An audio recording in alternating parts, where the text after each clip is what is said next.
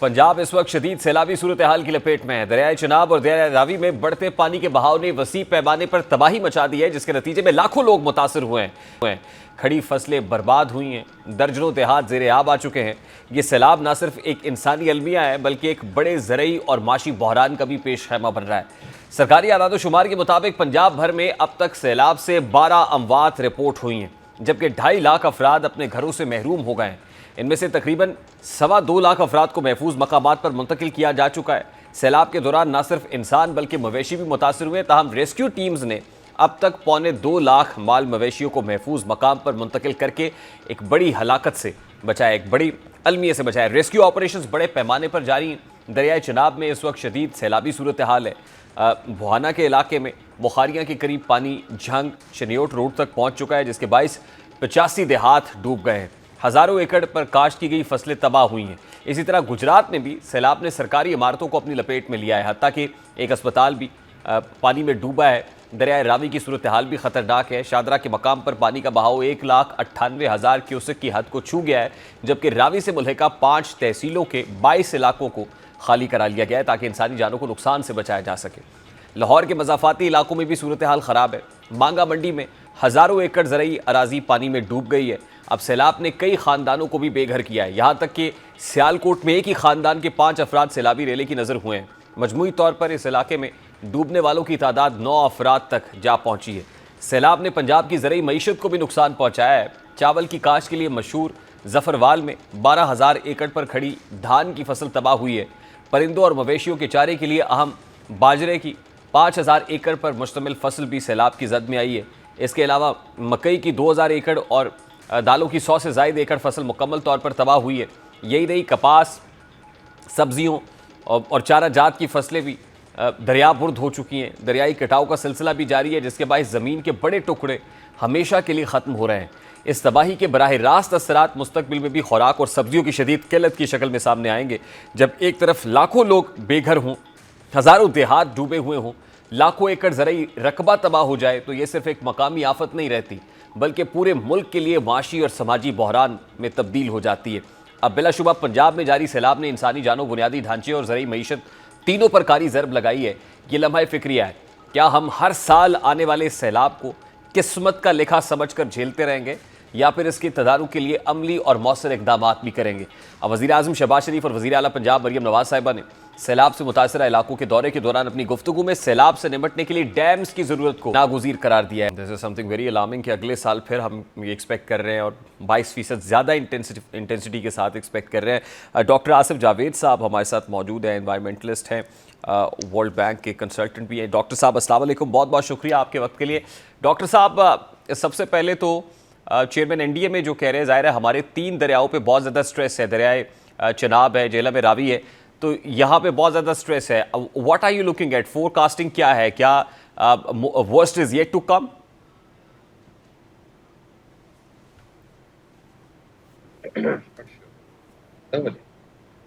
जी doctor साहब, आवाज़ पहुँच रही है आप तक? जी जी, कट गई थी, जरा दोबारा जी डॉक्टर साहब, मैं ये पूछ रहा हूँ कि 3 दरियाओं पे इस वक्त बहुत ज़्यादा स्ट्रेस है। रावी है, चिनाब है, जेहलम है। Worst is yet to come, यानी आप अभी एक्सपेक्ट किया जाए कि अभी मजीद आना बाकी है? नहीं, हम सब डेफिनेटली एक्सपेक्ट, अभी क्या अभी भी एक्सपेक्ट करें, और ये पहले से एक्सपेक्ट किया जा रहा था डेफिनेटली। कई मरतबा आप मेरे क्लिप्स उठा के देख लें, मैं कई चैनल्स पे पिछले हफ्ते कह चुका हूँ कि ये अभी केपी में मामला चल रहा है, तो डेफिनेटली ये तमाम पानी यहाँ नॉर्दर्न एरिया से होते हुए जाएगा पंजाब में एंड अल्टीमेटली सिंध में, और वहाँ पर स्प्रेड आउट होगा क्योंकि एरोसिव वेलोसिटीज की कम होगी। और देखिए रेहम तारिक साहब, वाटर की तो बाउंड्रीज नहीं होती हैं, हमारी तो जियोग्राफिकल बाउंड्रीज हैं, इंडिया और पाकिस्तान की, चाइना की, अफगानिस्तान की, लेकिन वाटर तो बाउंड्री नहीं देखता, तो ऑब्वियसली पानी ने तो मेरे ख्याल से और भी आना है। और देखिए, हमें डायरेक्टली ब्लेम गेम में नहीं जाना चाहिए। हम देखें, आप देखें, बार बार मैं कई चैनल पे आ भी जा रही है, डेफिनेटली हाइड्रो टेररिज्म इंडिया का है, जब उसने इंडस वाटर ट्रीटी को सस्पेंड किया। लेकिन इस केस में आप देखें कि इंडिया क्या करेगा, मतलब है अगर उसके पास उसका पानी उसके पास एक्सेस हो जाता है, व्हाट ही विल डू, ही मतलब उसके पास कोई और चॉइस नहीं है कि सिर्फ मतलब पानी को रिलीज करने के अलावा। आप मुझे राम साहब बताएं, अगर हमारे पास तरबेला डैम है, अगर हमारा तरबेला डैम, मैं किसी रिपोर्ट में पढ़ रहा था 1 वीक बिफोर के तरबेला डैम 98% कैपेसिटी में चला गया, तो अगर आपका तरबेला डैम भर जाता है डेफिनेटली, तो स्पिलवेज इसलिए बनाए जाते हैं, उसने स्ट्रक्चर को बचाने के लिए पानी ने रिलीज होना ही होना है। हम देखें रेहान साहब, और भी हम एक्सपेक्ट करेंगे, और डेफिनेटली मैं तो कोई as such I am not belong to NDMA, या एनडीएमए ने कोई अलर्ट्स डेफिनेटली जारी किए होंगे। अभी मैं एक बंदे को आप ही के अभी ये सुना है कि 22% ज्यादा शायद एक्सपेक्टेड है, जी जी, चेयरमैन लेकिन एनडीए में ये कह रहे हैं कि चीजें। अगले साल 22% इंटेंसिटी ज्यादा होगी, चेयरमैन जी एनडीए जी में कह रहे हैं।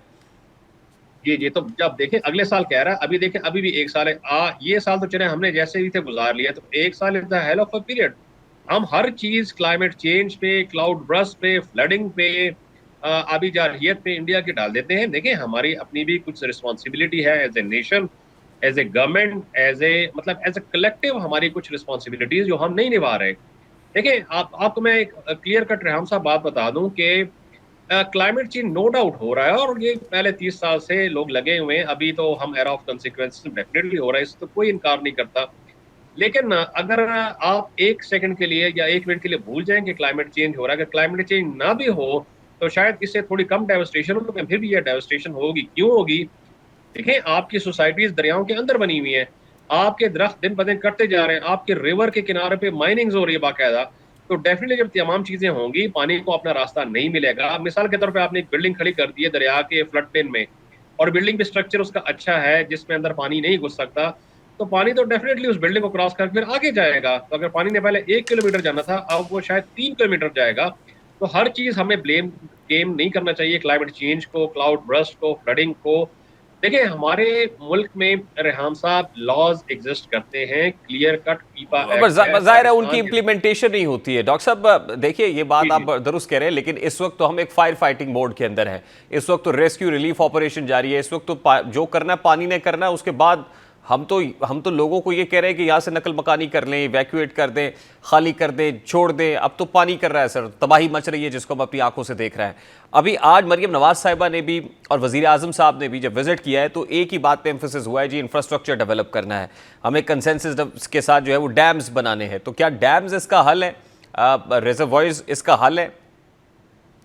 बिल्कुल, रिजर्वायर के अलावा हाल ही हो हमारे पास कोई नहीं है। हम तो 10 महीने 11 महीने पानी के लिए चीखते हैं, और फिर एक महीने में वही पानी हमारे लिए तबाही का सबब बन जाता है। देखिए इंडिया ने 28 डैम डिजाइन किए थे, जिसमें से 23 वो बना चुके हैं। हमारे पास कितने डैम्स हैं? हमारे पास तो टोटल आप देखें तो मेजर डैम हमारे पास मंगला है और तरबेला है, जब से पाकिस्तान बना है। तो आप देखें वे डू वी स्टैंड, तो हमें डैम तो डेफिनेटली बनाने पड़ेंगे। हालांकि बड़े डैम के कुछ नुकसान भी हैं, एनवायरमेंटल फ्लोज कुछ कम हो जाते हैं, हमें छोटे डैम पर फोकस करना चाहिए। अगर अभी हम नहीं बनाएंगे डेफिनेटली, देखिए हमने जमीनी जंग और फजाई जंग तो इंडिया से जीत थी, लेकिन आबी जंग में हम हारते हुए नजर आ रहे हैं क्लियर कट इंडिया के साथ। और ये मैं इंडिया को कंपेयर इसलिए कर रहा हूँ कि देखिए हमारा जो वाटर शेड्स है बेसिकली वो इंडिया के साथ, चाइना के साथ, अफगानिस्तान के साथ शेयर्ड है। तो definitely one set of good policies will effect the policies on in other countries. मतलब हमारी बैड पॉलिसीज इंडिया को भी इफेक्ट करेंगी, या इंडिया की बैड पॉलिसीज हमें इफेक्ट करेंगी। जिस तरह देखें अभी जो सारा सिस्टम चल रहा है, so definitely there are solutions are in our hand. हमें डैम्स बनाने चाहिए, हमें रेन वाटर को हार्वेस्ट करना चाहिए, हमें ग्राउंड वाटर के लेवल को रिचार्ज करना चाहिए through recharge wells. Different techniques exist करती हैं, लेकिन मतलब ये तमाम, और ये हमें बिल्कुल अच्छा, डिफॉरेस्टेशन को हमें बिल्कुल हार्ड करना चाहिए। It should be considered as a crime. देखिए बिल्डिंग्स बनाना, फ्लड प्लेन पे होटल्स बनाना, आपके दरख्त काटना, इनको बाकायदा क्लियरली पनिशेबल जुर्म करार देना चाहिए, ताकि कम से कम हम तबाही को थोड़ा सा हार्ड कर सकें, कमी ला सकें।